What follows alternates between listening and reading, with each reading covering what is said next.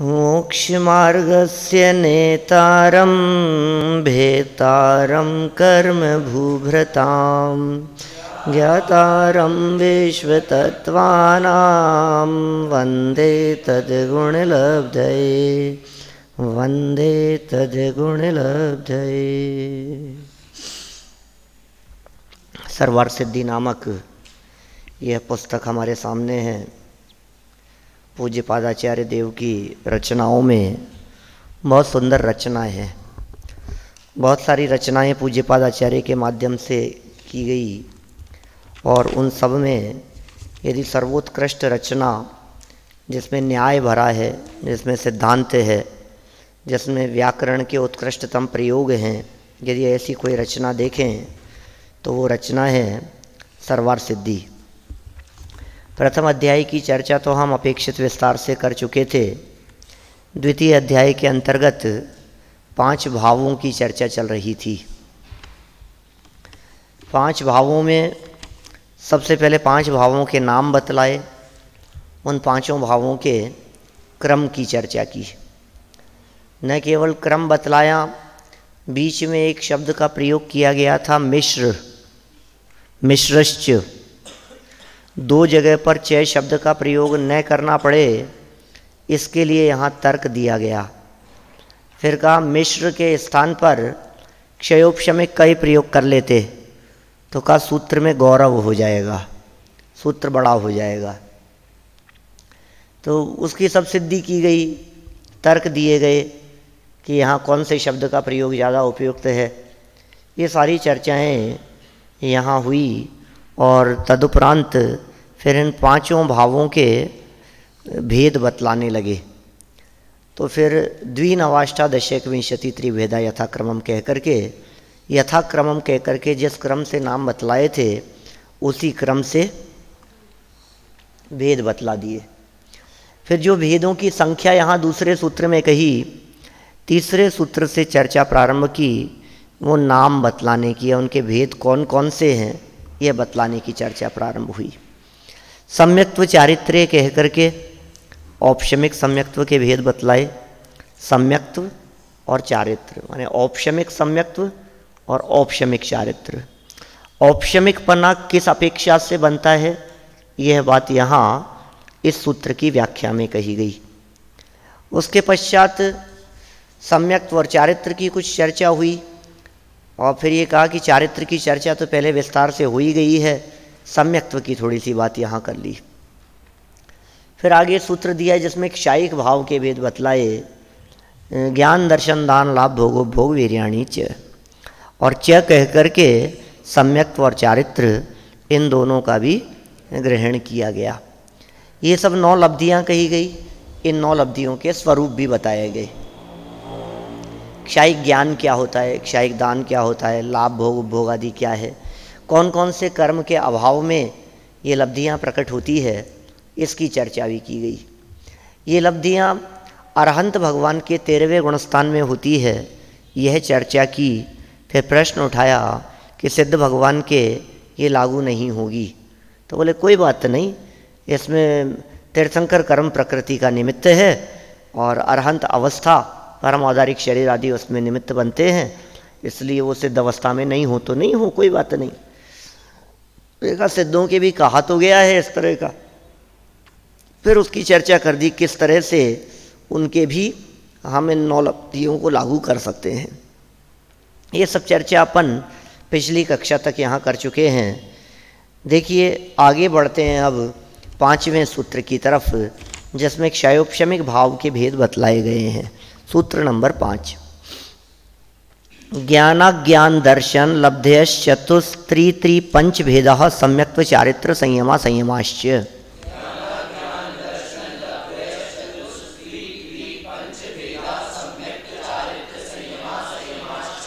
ज्ञानाज्ञान दर्शन लब्धयश्चतुस्त्री पंच भेदा सम्यक्त्व चारित्र संयमा संयमाश्च।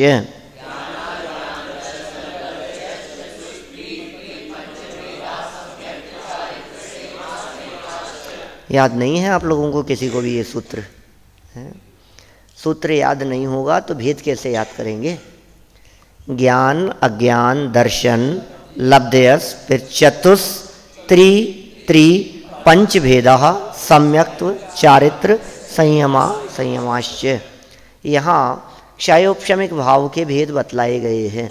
कितने भेद थे क्षयोपशमिक भाव के? यथाक्रमम कह करके हमने बात कही थी, द्वि नव अष्टादश, 18 भेद कहे गए थे। तो 18 भेद कौन कौन से हैं? तो इन्होंने 18 भेद बतला दिए यहाँ। सबसे पहला शब्द दिया ज्ञान, फिर कहा अज्ञान। ज्ञान अज्ञान, कितने ज्ञान और कितने अज्ञान? तो संख्या आगे बतलाएंगे। ज्ञान, अज्ञान, दर्शन और लब्धि, 4 बातें हो गई। ज्ञान, अज्ञान, दर्शन और लब्धि।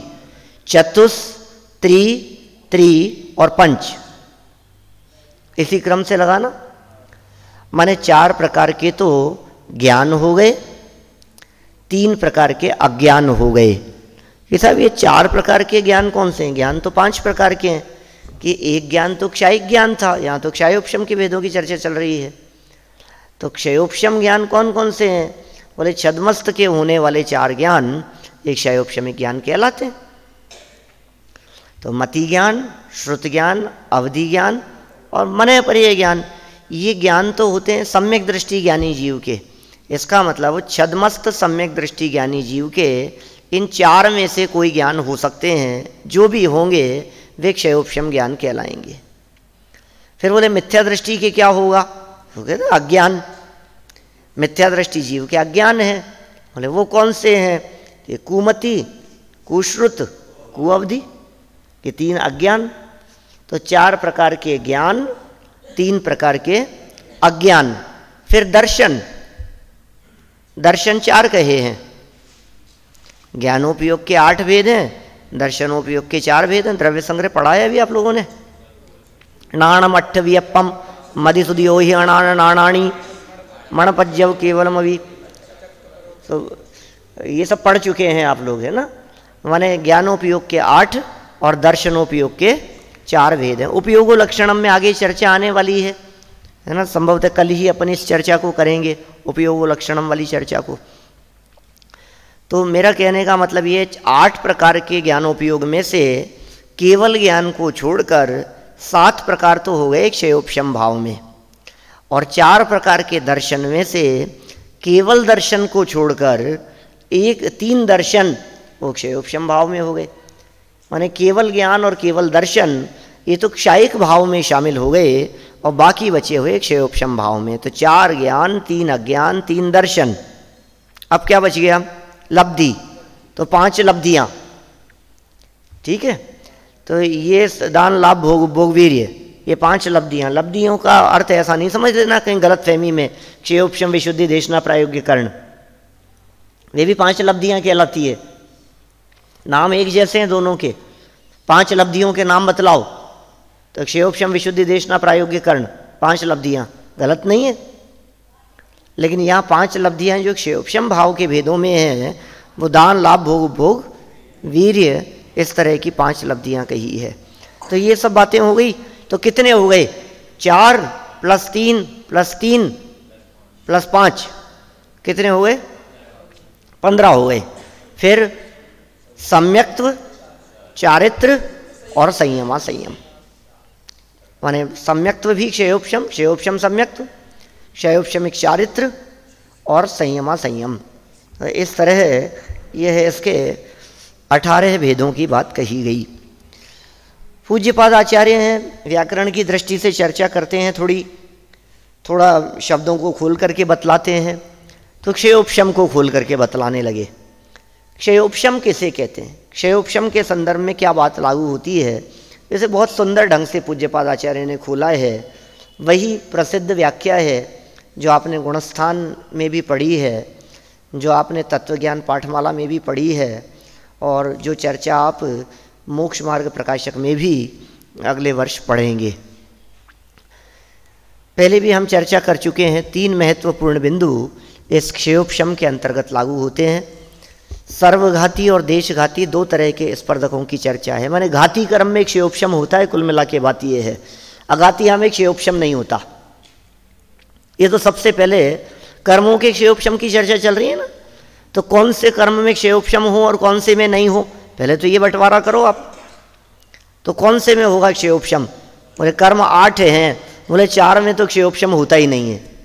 ऐसा नहीं होता कभी भी कि आयु कर्म के क्षेयोपशम से, नाम कर्म के क्षेयोपशम से, गोत्र कर्म, ऐसा नहीं होता। ठीक है ना?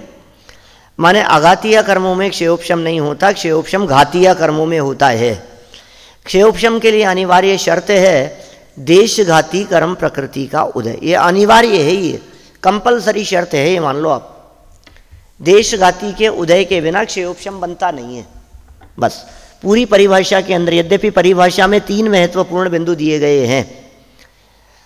वर्तमान कालीन सर्वघाती स्पर्धकों का उदयाभावी क्षय, भविष्य में उदय में आने योग्य उन्हीं का सदवस्था रूप उपशम, और देशघाती स्पर्धकों का उदय। तो 3 बातें कही है ना। अब इन 3 में तो 2 तो नेगेटिव है और 1 पॉजिटिव है। तो नेगेटिव की क्या बात करें अपन, जो निषेधात्मक है। उदयाभावी क्षय भी कर दिया, इसका मतलब नहीं है। सदवस्था रूप उपशम, लेकिन इसका मतलब वर्तमान में नहीं है, भविष्य में पड़े हैं वे कर्म, होंगे जैसे होंगे, उनसे क्या लेना देना है। असली बात तो ये देशघाती का उदय, माने देशघाती के उदय सहित अवस्था का नाम क्षयोपशम है। यह बात यहाँ कही गई। अब देशघाती कर्म प्रकृतियाँ कौन कौन सी हैं, उनमें क्षयोपशम लागू होगा। उनमें भी एक महत्वपूर्ण बात ध्यान देने योग्य है कि उनमें भी जो देशघाती कर्म प्रकृतियाँ हैं उन्हीं में क्षयोपशम लगता है ना। अब चूंकि उनमें सर्वघाती स्पर्धक होते हैं देशघाती कर्म प्रकृतियों में, तो उनके सदवस्था रूप उपशम और उनके उसकी चर्चा कर रहे हैं अपन, उदयाभावी क्षय की। माने ये जो उदयाभावी क्षय और सदवस्था रूप उपशम की बात कही है, ये सर्वघाती कर्म प्रकृतियों की बात नहीं है। समझ में आ रही है बात? इसका मतलब क्षयोपशम भी जो लागू होता है वो घातीय कर्म की 47 कर्म प्रकृतियों में से, अघातीय में तो था ही नहीं, घातीय कर्म की 47 कर्म प्रकृतियां, 47 में से भी देशघाती की 26 कर्म प्रकृतियों में ही क्षयोपशम लागू होगा।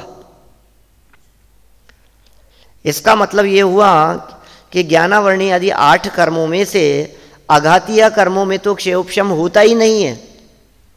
एक बात ठीक है कि साहब घातीय में तो होता है, कि घातीय में भी सर्वघाती में क्षयोपशम नहीं होता। ठीक है, माने उनमें भी 21 कर्म प्रकृतियों में नहीं होगा। अब जो 26 कर्म प्रकृतियां बची है, उन 26 कर्म प्रकृतियों में क्षयोपशम की स्थिति बनती है। इन 26 कर्म प्रकृतियों में भी कब बनती है क्षयोपशम की स्थिति, कि जब देशघाती स्पर्धकों का उदय आता है। क्योंकि 26 कर्म प्रकृतियों में भी 16 कर्म प्रकृतियां ऐसी हैं जिन कर्म प्रकृतियों में सर्वघाती स्पर्धक पाए जाते हैं।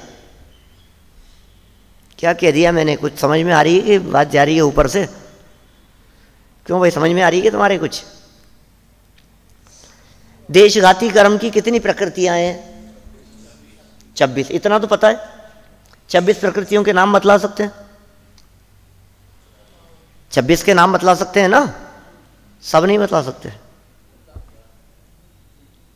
हाँ के ना? हाँ, नहीं मालूम? देशघाती कर्म प्रकृतियों के नाम नहीं मालूम? देखो, ज्ञानावर्णी के अंदर लगाओ देशघाती, तो केवल ज्ञान को छोड़ दो, बाकी 4 देशघाती है। ठीक है, इसी तरह से दूसरे में लगाओ, क्या नाम है उसका, दर्शनावर्णी कर्म में, तो दर्शनावर्णी कर्म में निद्रा सब सर्वघाती है, और केवल ज्ञान जो, केवल दर्शन जो है, केवल दर्शनावरण, वो भी सर्वघाती है। तो देशघाती कितनी बच गई? 3। तो 4 तो ये हो गई, मति ज्ञानावरण, श्रुति ज्ञानावरण, अवधि ज्ञानावरण, मनेपर्य ज्ञानावरण, चक्षु दर्शनावरण, अचक्षु दर्शनावरण और अवधि दर्शनावरण, 7 हो गई। अब इसके आगे चलो तो अंतराय की 5 कर्म प्रकृतियां देशघाती है, तो कितनी हो गई? 12। अब 12 के बाद में अब लगानी है अपने को मोहनीय में से, तो मोहनी में से दर्शन मोहनीय, दर्शन मोहनी में से देशघाती एक ही है, सम्यक्त्व प्रकृति, तो कितनी हो गई? 13 हो गई। अब इसके बाद में अनंतानुबंधी, अप्रत्याख्यान, प्रत्याख्यान और संज्वलन, इनमें से संज्वलन देशघाती है, तो कितनी हो गई? 17, और हास्य आदि 9, ये सब देशघाती है। तो 26 कर्म प्रकृतियां देशघाती है। अब सुनो, इन 26 कर्म प्रकृतियों में भी ये तो एक प्रसिद्ध वाक्य है कि देशघाती कर्म प्रकृतियों में सर्वघाती स्पर्धक भी पाए जाते हैं। सर्वघाती तो सर्वघाती होती है, सर्वघाती माने पूरी तरह से घात करने वाली, वे सर्वघाती है। उन सर्वघाती कर्मों में तो सर्वघाती स्पर्धक ही होते हैं, लेकिन जो देशघाती कर्म कहे ना 26, एक वाक्य है कि देशघाती कर्म प्रकृतियों में सर्वघाती स्पर्धक भी पाए जाते हैं। वो किन में पाए जाते हैं? कि वो 26 में से 16 में होते हैं। जो 10 कर्म प्रकृतियां हैं, हास्य आदि 9 और एक सम्यक्त्व मोहनी है, इनमें देशघाती स्पर्धक ही होते हैं। क्या माने इनकी स्थिति जो है वो अलग तरह की होगी। अब जो बाकी बच गए तो उनके बारे में कहना चाह रहे हैं कि इनमें भी जब देशघाती स्पर्धकों के उदय जनित अवस्था होती है तो क्षयोपशम की स्थिति बनती है। तो ये यहाँ इन्होंने पूरा सब समझाया है, ये सब क्षयोपशम की स्थिति यहाँ कही गई है।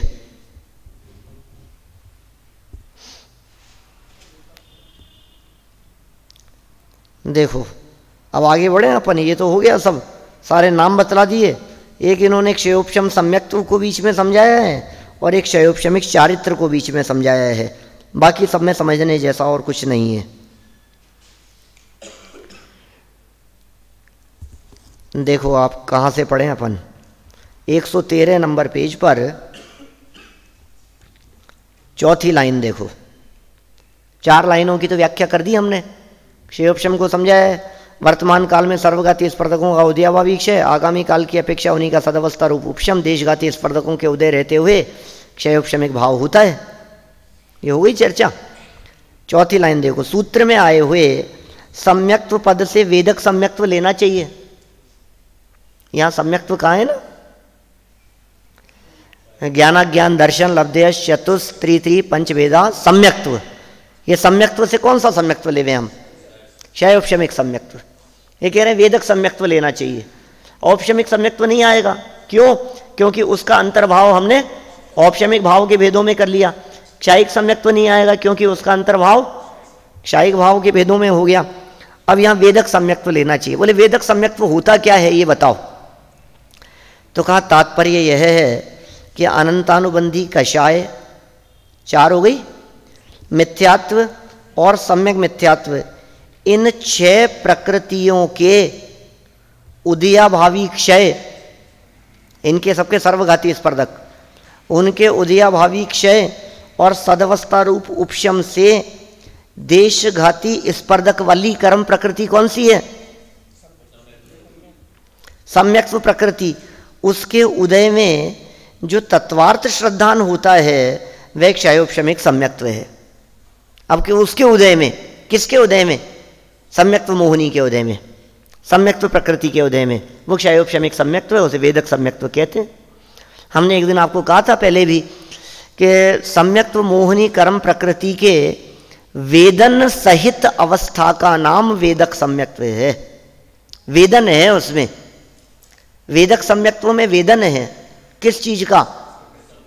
सम्यक्त्व प्रकृति का।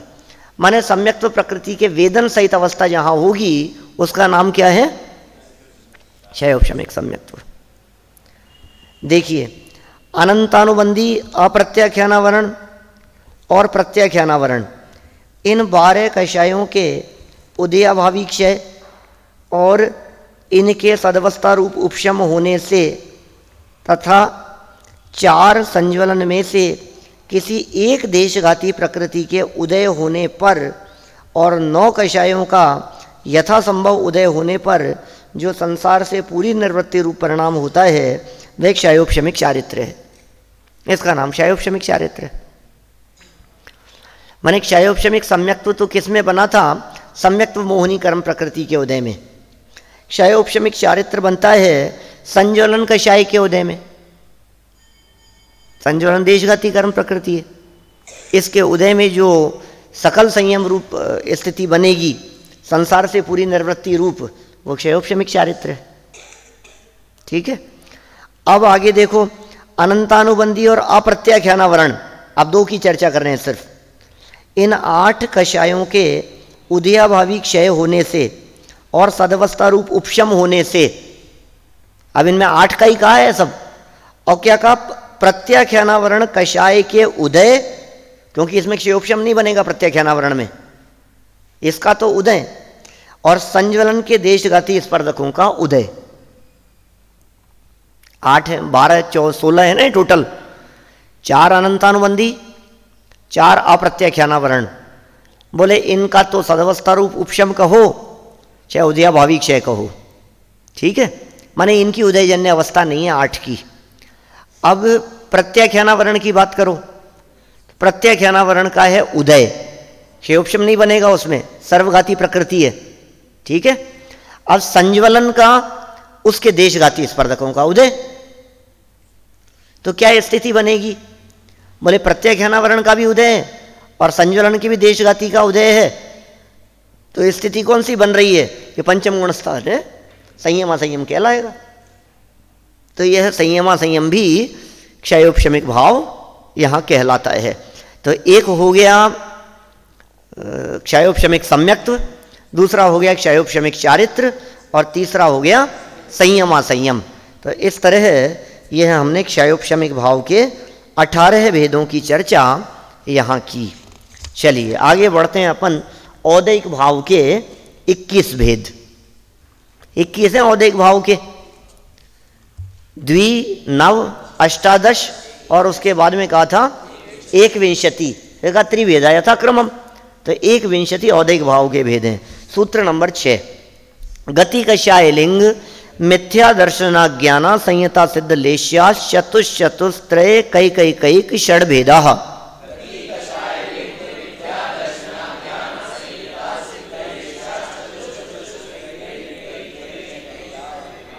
ज्ञान नहीं है, ज्ञाना है वहां। ठीक है ना। गति कषाय लिंग मिथ्या दर्शनाज्ञाना, मिथ्या दर्शन, अज्ञान, असंयत और असिद्ध, और लेश्याश्च और लेश्या, और फिर इन सबके यथाक्रमम कह करके भेद बतला दिए। गति कितनी? 4 गति। कषाएं कितनी? 4। लिंग 3। मिथ्या दर्शन 1, और फिर मिथ्या दर्शन के बाद में क्या कहा? अज्ञान, ये कितने? 1। फिर अज्ञान के बाद में असंयत 1, फिर असिद्धत्व और लेश्या 6। तो यह सब टोटल मिलाकर 21 भेद हो गए हैं औदैक भाव के। इनमें कोई शंका होनी नहीं चाहिए कहीं भी। देखो गतियों में, औदैक भाव में कोई शंका नहीं है। गति, कषाय, लिंग, मिथ्या दर्शन, अज्ञान, अज्ञान को औदैक भाव में लिया है। अज्ञान माने जितने भी ज्ञानावरणी कर्म के उदयजन्य अवस्था होगी वो सब अज्ञान है। औदैक अज्ञान ये कौन से गुणस्थान तक है? औदैक अज्ञान 12वें गुणस्थान तक है? नहीं, औदैक अज्ञान का सद्भाव 3रे गुणस्थान तक है।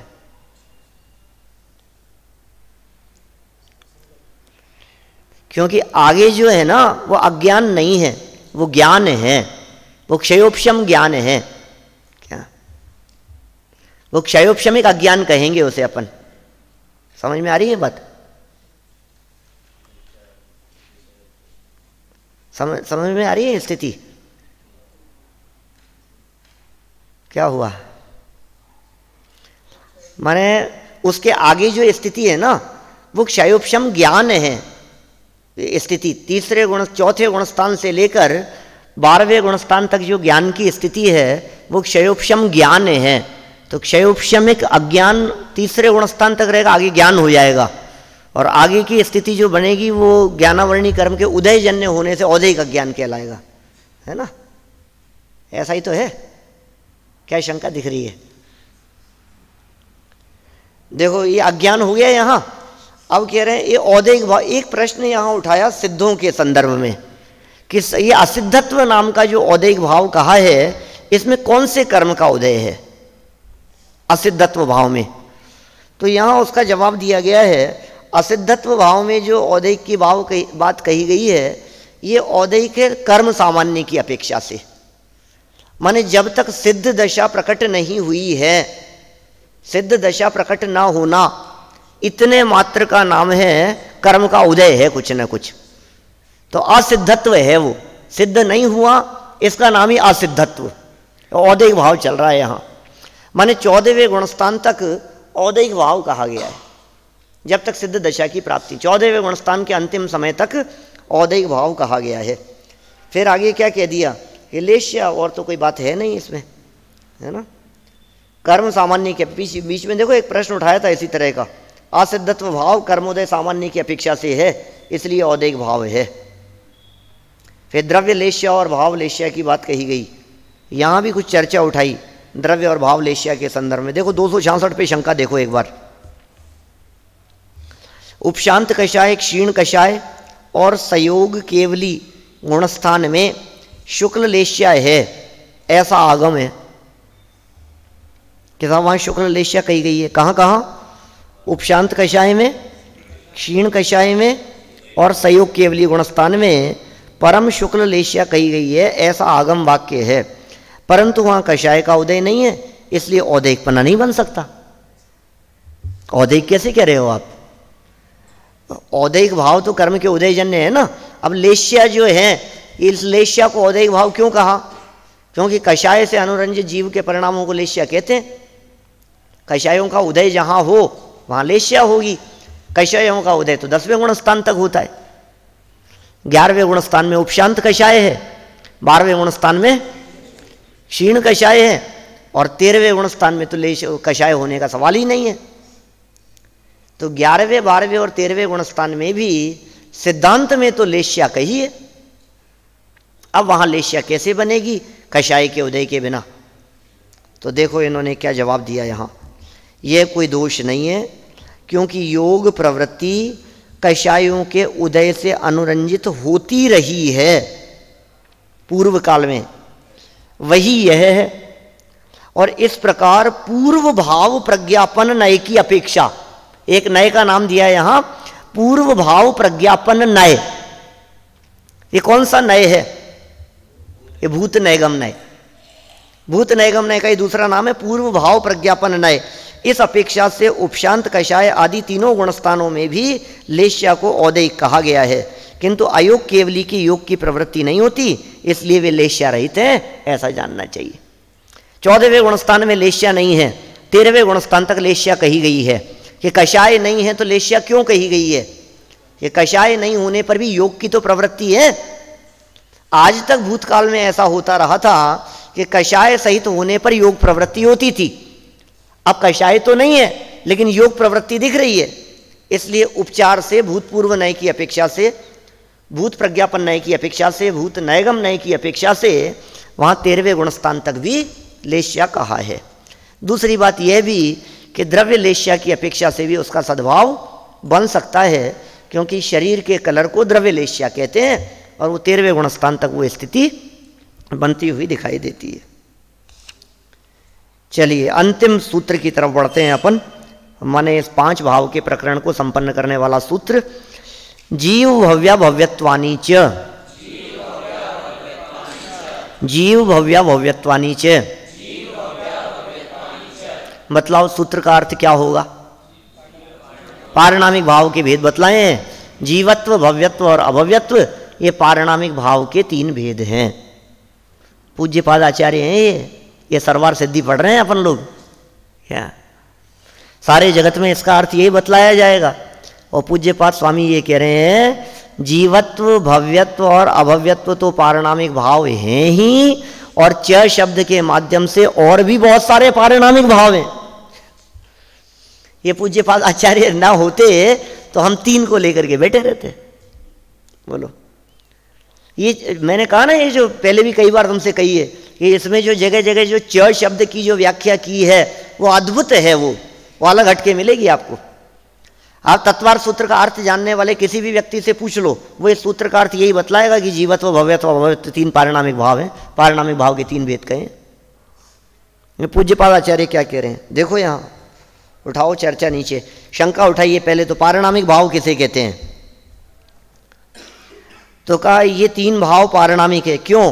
क्योंकि कर्म के उदय, उपशम, क्षय और क्षयोपशम के बिना होते हैं, इसलिए पारिणामिक है। पारिणामिक किसे कहते हैं? जो भाव कर्म के उदय, उपशम, क्षय, क्षयोपशम के बिना हो उन्हें पारिणामिक भाव कहते हैं। जीवत्व एक चैतन्य भाव है, किसी कर्म के उदय से नहीं है। भव्यत्व और अभव्यत्व पना भी किसी कर्म के उदय की अपेक्षा नहीं रखता, क्षय, क्षयोपशम की अपेक्षा नहीं रखता, इसलिए वो भी पारिणामिक भाव है। फिर शंका उठाई, अस्तित्व, नित्यत्व और प्रदेशत्व आदि भी भाव हैं, उनका इस सूत्र में ग्रहण करना चाहिए। तो समाधान, अलग से उनके ग्रहण करने का कोई काम नहीं है, क्योंकि उनका ग्रहण किया ही है। क्या इस सूत्र में किन किन का ग्रहण किया है? क्या कह रहे हैं पूज्यपाद स्वामी? अस्तित्व का भी ग्रहण किया है, नित्यत्व का भी ग्रहण किया है, प्रदेशत्व का भी ग्रहण किया है। क्यों? क्योंकि ये जो भाव कहे हैं ये भाव पारिणामिक भाव हैं। शिष्य ने शंका कर ली कि साहब पारिणामिक भाव हैं, ये तो ठीक है, तो फिर सूत्र में तो देना चाहिए था, सूत्र में क्यों नहीं दिया? अरे कह रहे हैं दिया है, गर्भित कर लिया हमने उसको उसमें। बोले कैसे कर लिया? क्योंकि सूत्र में आए हुए चय शब्द से उनका समुच्चय हो जाता है। सूत्र में चय शब्द दिया है जिसके माध्यम से इन सारे भावों का भी ग्रहण हो जाता है। अब एक समस्या फिर उठाई। क्या समस्या उठाई? यदि ऐसा है तो 3 संख्या का विरोध होता है। हमने पारिणामिक भाव के 3 कहे थे यथाक्रमम कह करके, 2, 9, 18, 21 त्रिभेदा यथाक्रमम, 2, 9, 18, 21 त्रिभेदा यथाक्रमम। आपने दूसरे सूत्र में उमा स्वामी आचार्य ने पारिणामिक भाव की संख्या 3 कही थी, और तुम कह रहे हो गर्भित हो जाते हैं, तो फिर 3 संख्या का क्या होगा? समझ में आ रही है चर्चा? तो क्या कह रहे हैं, शंका उठाई देखो पहले तो, यदि ऐसा है तो 3 संख्या विरोध को प्राप्त होती है, क्योंकि इस प्रकार 3 से अधिक पारिणामिक भाव हो जाते हैं। समाधान, तब भी 3 यह संख्या विरोध को प्राप्त नहीं होती, क्योंकि जीव के असाधारण पारिणामिक भाव 3 ही है। क्या कहा? ये जो चर्चा चल रही है, पहला सूत्र भूल गए आप? वो स्वतत्व अधिक पारिणामिको चे कहा था वहां, औपशमिक शायिको भावो मिश्र से जीव से स्वतत्व, स्वतत्व, ये जीव के असाधारण भावों की चर्चा चल रही है। आपने जो अस्तित्व भाव कह दिया, ये तो साधारण भाव है, सब द्रव्यों में, भले ही पारिणामिक हो। आपने जो दूसरे भाव की चर्चा कह दी, अस्तित्व भाव की चर्चा कह दी, तो अस्तित्व पना तो 6 द्रव्यों में है। आपने जो प्रदेशत्व की चर्चा कर दी तो सामान्य भाव है वो तो। इसीलिए तो पारिणामिक भाव जो कहा है, वो पारिणामिक भाव तो सब द्रव्यों में कहा गया है। यहां पारिणामिक भाव की व्याख्या नहीं है, यहां 5 भाव वो जो जीव के स्वतत्व हैं, उन भावों की चर्चा चल रही है। माने यहां पारिणामिक की नहीं, परम पारिणामिक की चर्चा चल रही है। पारिणामिक और परम पारिणामिक में क्या फर्क है? कि कोई फर्क नहीं है। परम पारिणामिक मतलब पारिणामिक ही होता है, कोई अंतर नहीं है। तो फिर परम क्यों लगा दिया? इसलिए लगा दिया कि पारिणामिक भाव तो 6 द्रव्यों में होता है, और जीव की मुख्यता से इसे परम पारिणामिक कह दिया गया है। तो जीवत्वपना, भव्यत्वपना और अभव्यत्वपना, ये 3 अन्य पुद्गलादि द्रव्यों में नहीं होते, सिर्फ जीव में ही होते हैं। और जीव की दृष्टि से देखा जाए तो 3 के अतिरिक्त दूसरा कोई पारिणामिक भाव जो जीव का विशेष पारिणामिक हो वो नहीं होता। इसलिए 3 संख्या में किसी तरह का कोई विरोध नहीं आता है। ठीक है, देखो इसी तरह से अमूर्त तत्व की बात कही, एक शंका उठाई, औपशमिक आदि भाव नहीं, वहीं से पढ़ो देखो आगे, ये 3 संख्या का विरोध नहीं होता, साधारण भाव होते हैं।